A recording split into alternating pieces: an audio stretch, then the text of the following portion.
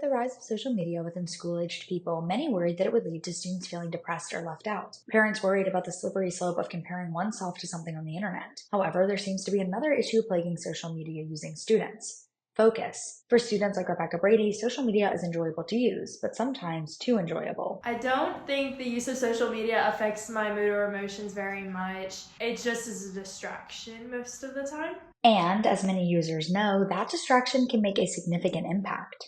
When I get stuck on homework problems or bored studying, I get distracted and I go on my phone and I scroll through social media instead of doing my work, and sometimes it ends up consuming much more of my time than I expected. And even after the homework is done, the scrolling continues. Social media does affect my sleep sometimes because if I use it before I go to bed, I'll end up scrolling on my phone for a long time, or just the light from my phone will cause me difficulties in falling asleep. Nicole Blanchard, an educator that focuses on technology use in schools, sees those patterns play out daily. I think that digital citizenship is our responsibility to produce well-rounded individuals and adults that, as educators, if we're ignoring it, then we're doing a disservice to our students and to our future, because our students are our future. Blanchard, a parent and an educator, says part of this responsibility means working together. Teachers and parents can work together to support students in building positive social media habits by really modeling what we preach. Blanchard has also noticed how students often turn to social media first, even for information.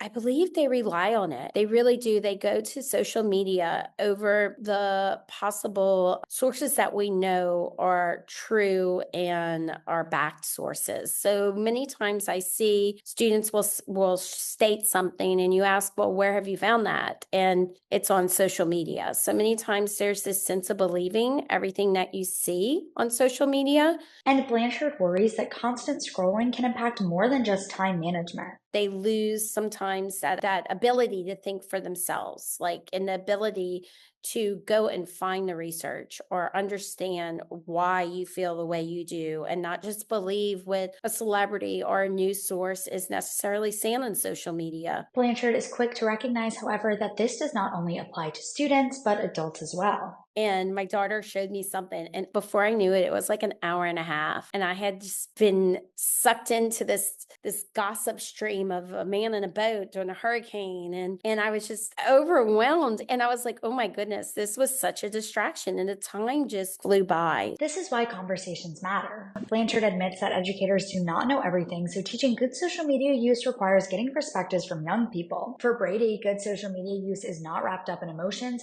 but productivity and focus. And for Blanchard, good social media use means learning how to course correct. For 91.1 KLSU Baton Rouge, I'm Anna Catherine Slayton.